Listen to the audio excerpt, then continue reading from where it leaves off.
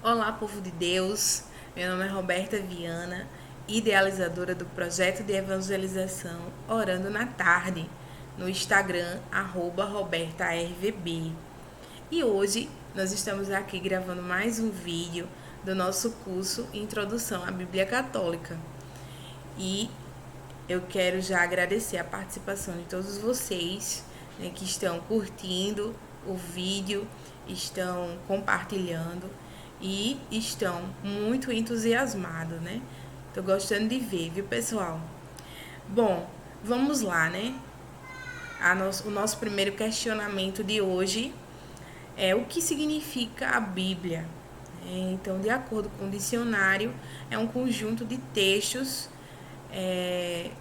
sagrados do Antigo e do Novo Testamento. A palavra Bíblia, ela vem do grego, né?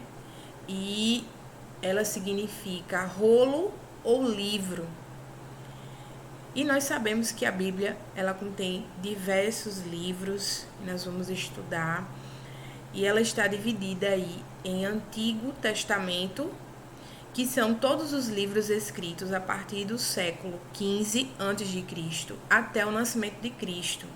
Contém a lei de Deus dada a Moisés, a história do povo de Israel e suas reflexões, bem como a previsão da vinda do Messias, que se deu com a vinda de Jesus Cristo. E o Novo Testamento, que são todos os livros escritos após a vinda de Jesus até o final do século I depois de Cristo. Traz a vida e as obras de Jesus, a criação e a expansão da igreja, além de documentos de formação do povo cristão. Então, como vocês estão vendo, né, a Bíblia, ela está dividida aí em Antigo Testamento e Novo Testamento. E nós vamos conhecer um pouco agora sobre o Antigo Testamento. Essas duas grandes divisões estão ainda subdivididas de acordo com o conteúdo dos livros. Temos assim para o Antigo Testamento livros da lei, também chamados de Pentateuco, isto é, os 5 livros de Moisés que abrem a Bíblia e falam da criação de Deus e da formação de seu povo eleito, Israel. Nós vamos ver mais na frente sobre o Pentateuco. Livros históricos, que são os livros que descrevem as guerras de Israel, bem como a história de seus reinos. Nós vamos estudar tudo isso detalhadamente para que a gente tenha esse conhecimento a fundo sobre a cultura desse povo, sobre o tempo, quem foi que escreveu. Então, tudo isso nós vamos estar sabendo aqui neste curso. Livros didáticos ou sapienciais apresentam a sabedoria e poesia dos hebreus. E os livros proféticos foram escritos por profetas que pregavam o arrependimento e preparavam o povo eleito para a chegada do Messias Salvador. Já o Novo Testamento, né, estão divididos aí em livros do Evangelho, que narram a vida, os ensinamentos, os milagres e a obra do Messias Jesus Cristo. E a gente vai ver a divisão também dos evangelhos, né, os evangelistas mais para frente. O livro histórico apresenta a instituição e expansão da igreja cristã, primeiro na Palestina e a seguir no mundo até então conhecido. As epístolas são as doutrinas e exortações escritas por alguns apóstolos de Cristo e encaminhadas às comunidades ou fiéis cristãos. Nós sabemos que São Paulo escreveu muitas cartas, né? Nós vamos também conhecer tudo isso mais para frente. Livro profético traz a vida de Cristo e sua igreja sobre as forças do mal e o juízo final, que eu acredito que você já sabe qual é esse livro, que é o Apocalipse, né? O livro famoso da Bíblia, que todo mundo fala sobre ele. Nós vamos entender também um pouco sobre o Apocalipse. Então aqui, nessa parte, eu trouxe para vocês as abreviaturas, né, Os livros que compõem a Bíblia são 73, sendo 46 do Antigo Testamento e 27 do Novo Testamento. Então aí está todos eles com suas abreviaturas, né, cada um separadamente, tanto o Antigo Testamento como o Novo Testamento. Ah, Roberta, mas como é que eu vou decorar tudo isso, né? Não vai ser do dia para a noite, principalmente porque para que você entenda, para que você compreenda, para que você consiga memorizar todas essas siglas, né, você precisa principalmente ter essa intimidade com a palavra de Deus. Então, à medida que você for manuseando a Bíblia, fazendo os exercícios espirituais, você vai compreender e vai começar a enraizar tudo isso em você. Vai ficar tão constante na sua vida que vai ser automático. Quando você vê uma passagem com o livro RT, você já vai ligar o livro a Ruth, né? Então, enfim, quando você tiver essa intimidade, que esse é o objetivo desse curso, fazer com que você tenha essa intimidade com a palavra, que você mergulhe na palavra de Deus, e vai ajudar bastante você a compreender tudo o que Deus tem para você dentro da Bíblia. E agora nós vamos adentrar aí no Pentateuco, né, que é o início da Bíblia. E o que significa a palavra Pentateuco? Pentateuco é como é chamado o conjunto dos 5 primeiros livros da Bíblia. Estes 5 livros também são chamados de a Lei ou Torá. Os livros que compõem o Pentateuco são Gênesis, Êxodo, Levítico, Números e Deuteronômio.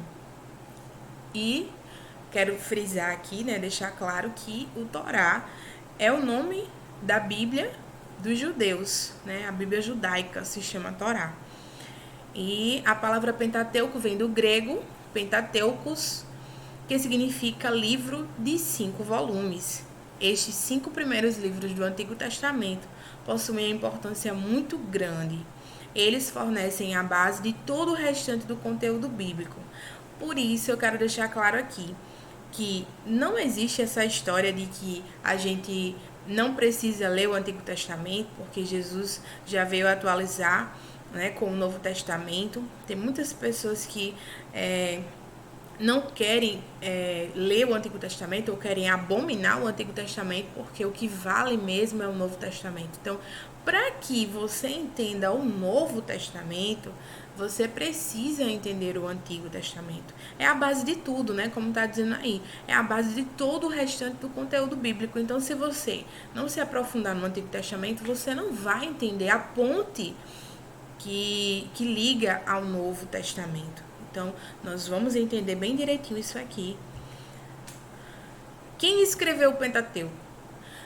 Se você colocar isso no Google, você vai achar várias descrições, né? Vários autores, né? Mas aquele que pesquisa de verdade, né, em sites católicos, como eu pesquisei em alguns sites, principalmente do professor Felipe Aquino, né? Tudo que você quiser saber da Bíblia, da Palavra de Deus, da Igreja, pesquise em sites católicos, pesquise em sites com fundamentos, né? Porque tem muita coisa na internet que também pode distorcer e confundir a sua cabeça, tá certo? Então, todas essas informações que eu peguei aqui são baseadas em sites católicos, em pessoas que têm informação válida, concreta.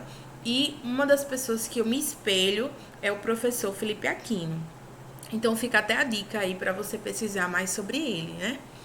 Então, vamos lá. Quem escreveu o Pentateuco?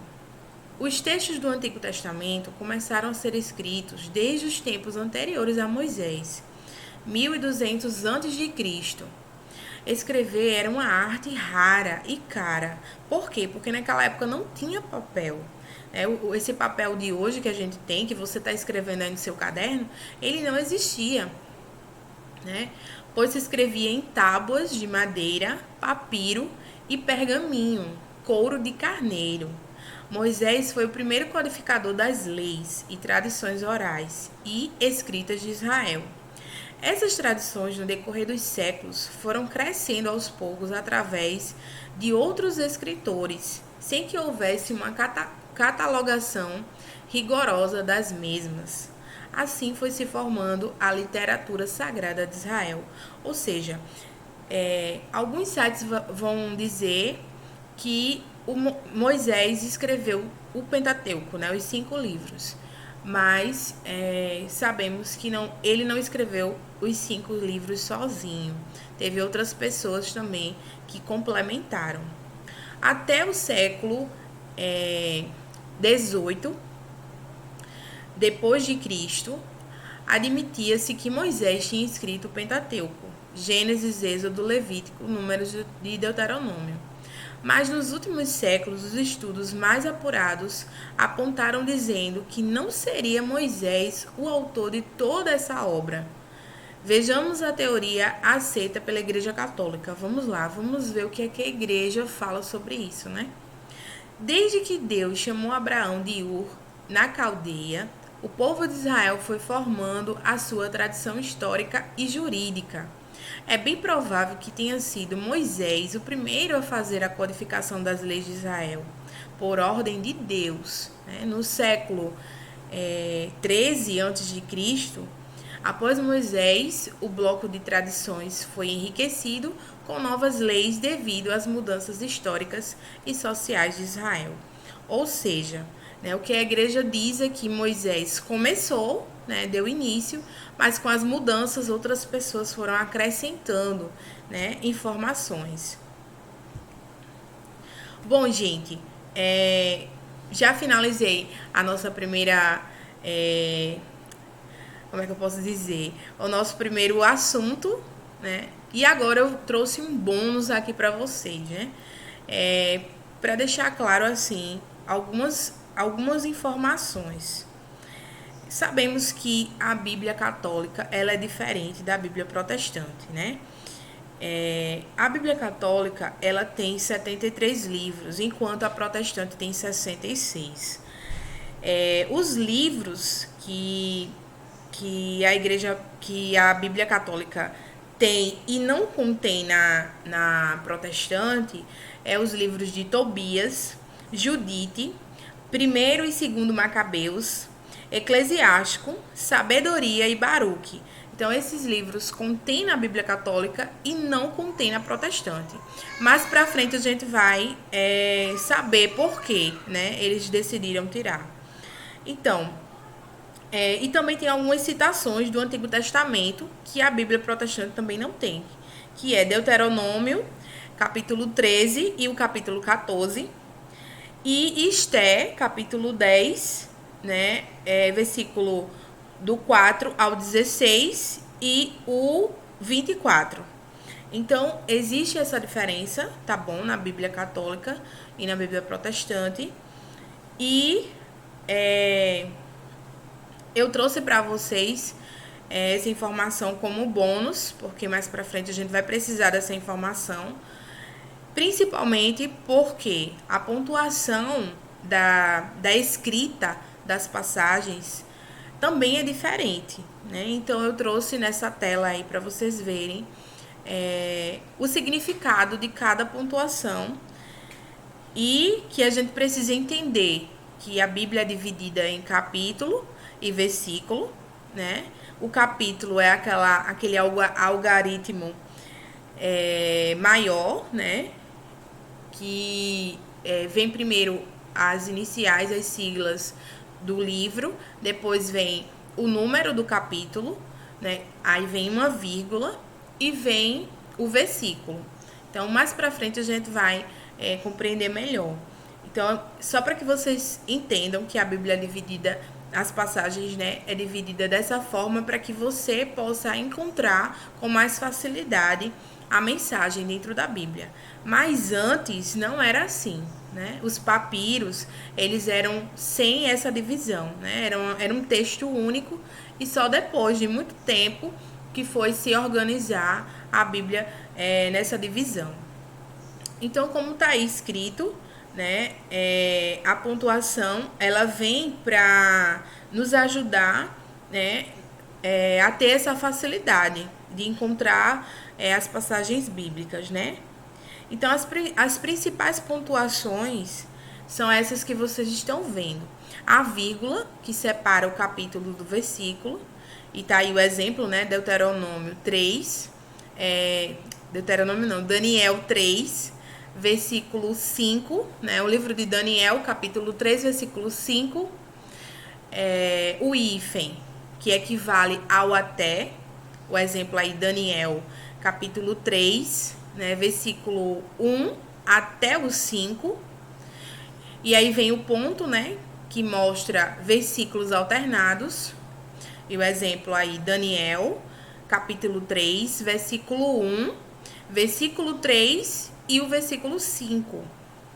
E algumas passagens você vai ver com um S, né? Mostra a continuação de um versículo. O exemplo, livro de Daniel, capítulo 3, versículo 1, e quando tiver o S, aí é porque você tem que ler o 2 também. Quando tiver dois S's, né, mostra a continuação de dois versículos. O exemplo, livro de Daniel, capítulo 3, o versículo 1, 2 e 3.